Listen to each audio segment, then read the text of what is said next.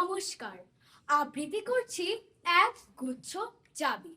লিখেছেন সলিল চৌধুরী।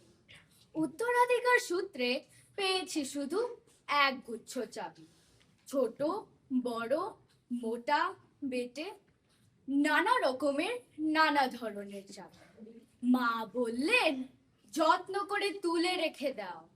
তারপর যখন বয়স বাড়ল, জীবন ও জীবিকার সন্ধানে পথে নামতে হলো।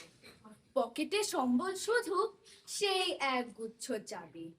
ছোট বড় মোটা বেটে নানা রকমের নানা ধরনের চাবি।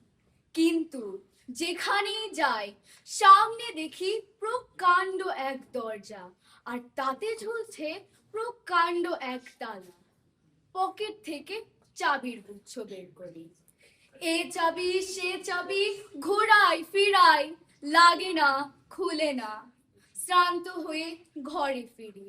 মা দেখেন আর হাসেন, বলেন ওরে তোর বাবার হাতে ওই চাবিগুলো দিয়ে দরজাগুলো খোলেনি, শুনেছি নাকি তার বাবার হাতে খুলতো।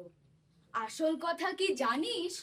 ওই সব চাবিগুলো হলো সত্যের, সততার, যুক্তির, নিষ্ঠার। আজকাল ওই সব চাবিগুলো দিয়ে কোনো দরজা খোলে না। তবু তুই ফেলে দিস না, যত্ন করে তুলে রেখে দিস।